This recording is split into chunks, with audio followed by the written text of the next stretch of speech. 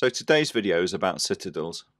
I've kicked around a few fortresses and castles this summer, from Framlingham in Suffolk to the Alhambra in Granada and Rhuddlan in North Wales, and it's got me thinking about strategic intent. So much of the time when we're starting an enterprise, we're just looking for some kind of foothold, some kind of niche in a market where we can establish ourselves and start growing.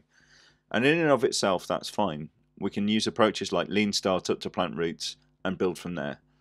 And when our startup fails, it's because we failed to get enough established and sustaining before the resources run out. But let's say we get past that. What should our strategy be? A good way of thinking is, how are we going to establish a citadel? So a citadel is a place of refuge and strength, and it gives its inhabitants a sense of belonging and a store for food and military supplies.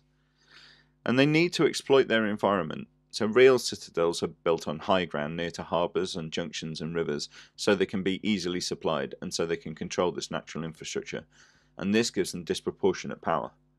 So for your organisation, where are those positions of strength and why? They need to be defensible through contracts and IP protection, brand and reputation, but that's not enough. They need to be in a position of control.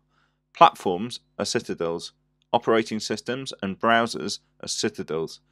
Microsoft built so much strength from its Windows Citadel that it was blocked from exploiting it to build browser fortresses. Google Search, Facebook, Salesforce, they're all citadels. Infrastructure and ecosystems develop around them. So you need to figure out how to build citadels, but it's just as important as figuring out where to build them. This is too often abstracted from the day-to-day concerns of the people trying to scale their organisations. And I can't promise you that you'll build something as effective and long-lasting as the Tower of London if you do this, but it is the only way to create sustainable, long-lasting value, which I think is the motivation for most of us working in tech. I'm Gareth, and I'll see you on the next video.